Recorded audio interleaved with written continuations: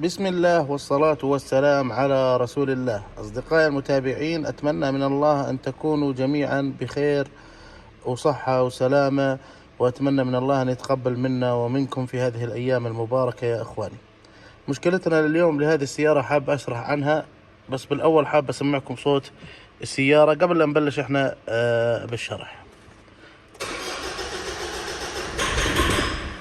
لاحظ كيف تأخير بالتشغيل مع صوت طقطقة. نحاول مرة ثانية.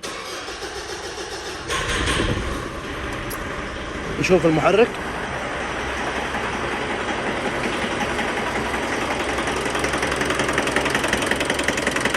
نلاحظ اهتزاز يا اخواني بمحرك السيارة، بالاضافة الى صوت طقطقة. طبعا ان شاء الله راح نفحص المحرك ونشوف شو العطل، وراح افرجيكم خطوات حل المشكلة باذن الله. طيب اخواني، نعود لمرحلة الفحص يا حبايبي. ندخل على جهاز الفحص، على الاوتو ديتكت. الان السيارة قاعدة الكمبيوتر يحاول يتواصل مع السيارة كالعادة. نتأكد انه رقم الشاصي يا اخواني هذا يكون مطابق للمركبة، لانه في سيارات احيانا بيكون الرقم هذا بيختلف عن رقم المركبة، معناته انه السيارة مغيرة الكمبيوتر. نفحص السيارة لحتى نتأكد شو الخطأ اللي مسبب لنا هذه المشكلة. طيب نروح على اسف، احنا كان نقدر نعمل تشيك كامل للسيارة من هون، او انه نختار احنا الجهة. يعني اذا عملنا تشيك كامل من هون بيعطينا فحص لكل اشي بالسيارة. اما اذا اخترنا كمبيوتر معين، مثلا كمبيوتر المحرك، دخلنا عليه بيعطينا بس العطل الخاص بهذا المحرك. طيب نلاحظ انه في عندنا عطل واحد يا اخواني، اللي هو 1275 سبلاي بامب اكسشينج فيل. يا اخواني هذا العطل اذا كان معه عطل ثاني يخص السكشن كنترول فالف، مثلا اذا كان معه بي 0.89 على سبيل المثال، خلص نستبدل طرمبة الديزل. اسف، مش الطرمبة، البلف الخاص بالطرمبة. تعالوا معي افرجيكم ان شاء الله انه يبين، والله ما اتوقع انه يبين. المهم اذا كان عندنا في كود ثاني مع هذا الكود، نستبدل مباشرة البلف الخاص بالديزل، او نتأكد من التوصيلات الكهربائية له. بينما يا اخوان لما يكون هذا الكود سبلاي بامب اكسشينج فيل، او في كود ثاني يكون اسمه بروتكشن كمان فيل، معناته يا اخواني في عندنا احد امرين: يكون في صاير مشكلة بالبلف نفسه. بس هاي المشكلة تقديري لإلها، يعني من تجاربي فيها، يكون يا اخواني في اوساخ كانت بالفلتر.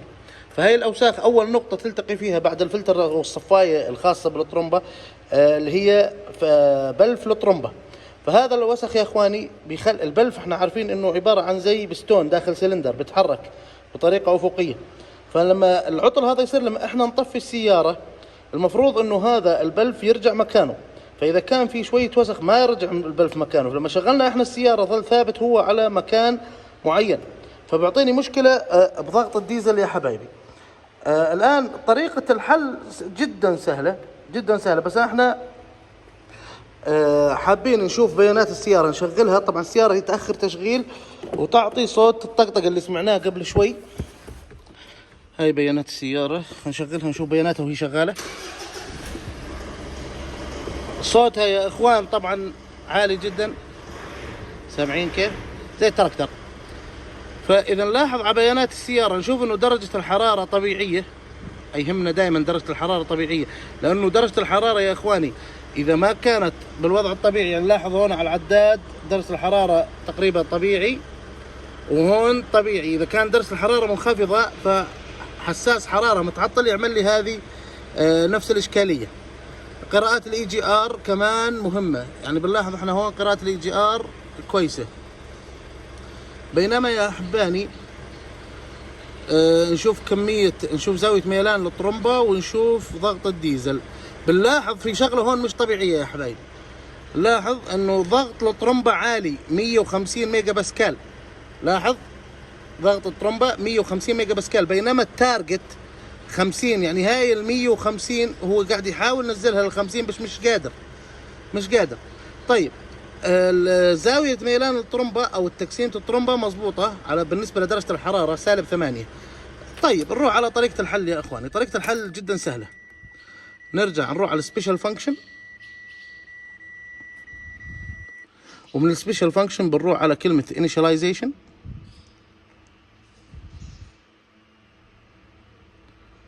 وبعد ذلك يا إخواني لما يفتح نختار من فوق من هاي، نتأكد انها supply pump exchange service، نعملها اوكي. الآن بيسألني انت متأكد انك بدك تعملها ريست. شوف اذا اعطاني كومبليت هنا معناته تمت العملية بنجاح. الآن احنا بنروح على قائمة الأخطاء، على الترابل كود، وبنعمل مسح لهذا العطل. الآن إذا شغلنا السيارة بنلاحظ إنه العطل لا زال موجود، لكن خلينا نشغل السيارة ونشوف.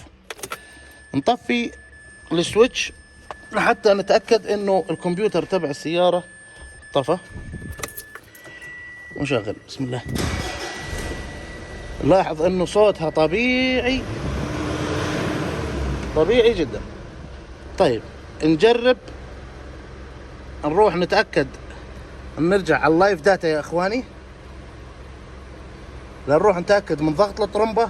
إذا كان الضغط ما زال مرتفع والكود ثابت، هذاك الوقت احنا نحتاج انه نغير بلف الديزل. اما اذا رجع الضغط طبيعي يا اخوان، بتكون مشكلتنا في شوية اوساخ داخل البلف، واحنا نعرف انه البلف الطويل يا اخواني ما يتنظف. لاحظ الفيول برشر 30 ممتاز، والتقسيمة والتوقيت الاشتعال -8 درجة ممتاز. لاحظ هيك، نتأكد كمان من درجة الحرارة يا اخواني. درجة حرارة المحرك طبيعي، يعني الاشياء اللي بتهمني انا بالفحص هذا اللي هي درجة حرارة المحرك بالاضافة الى ضغط الطرمبة، الفيول بريشر مع التارجت. لاحظ هي انا حطيتهم الثلاثة لحالهم تقريبا. عندنا التارجت والفيول بريشر تارجت والبريشر متساويات تقريبا، ودرجة الحرارة 83، معناته انه الامور عندنا 100% بفضل الله عز وجل، والمشكلة سهلة. طبعا انا كل فترة وفترة تطلع معي هذه المشكلة، قلت لكم السبب اذا بتتأخر بفلتر الديزل، فلما نغير فلتر الديزل بعون الله انه راح تنتهي المشكلة. نلاحظ انه الكود انمسح معنا بكل اريحية، واللمبة ها انطفت. نشوف المحرك، شوف صلاة النبي. نطفي السيارة ونتأكد منها مرة ثانية. بفضل الله عز وجل يا أحباني، صوت المحرك كثير ناعم وعادي وما في أي اهتزازات أو أي رج. بينما قلت لكم يا إخواني، إذا بعد ما عملنا البرمجة هاي إذا شفنا أنه ضغط الديزل ما زال عالي، مباشرة بنغير بلف الديزل. أتمنى من الله أنكم استفدتوا معلومة جديدة يا إخواني. نلتقي إن شاء الله في حلقات قادمة، في حفظ الله.